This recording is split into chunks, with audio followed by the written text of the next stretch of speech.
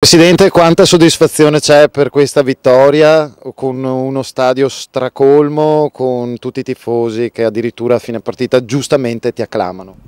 Oggi ho visto la squadra giocare finalmente a calcio, ho visto una squadra compatta, ho visto una squadra decisa alla rimonta, sono pienamente soddisfatto dei miei ragazzi e adesso aspettiamo gli errori degli altri.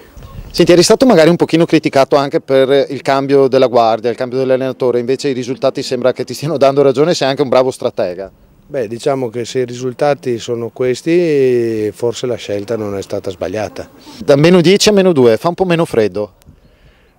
Adesso sentiamo caldo, però dobbiamo mantenere la concentrazione che abbiamo avuto in queste ultime partite e soprattutto la determinazione che ci può consentire di arrivare e di raggiungere lo scopo che ci siamo prefissati all'inizio stagione.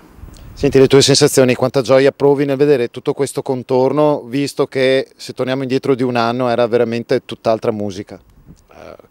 La soddisfazione è totale, vedere i tifosi che poi ti acclamano e che poi ti incitano e chiedono che la squadra faccia e la società faccia è il massimo del risultato che uno può ottenere dopo un anno di questo genere.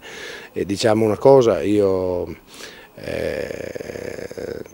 attraverso 1000 traversie, 1000 difficoltà che ho dovuto sopportare quest'anno, il mio sacrificio è tutto dedicato ai tifosi, alla squadra e alla società che rappresento.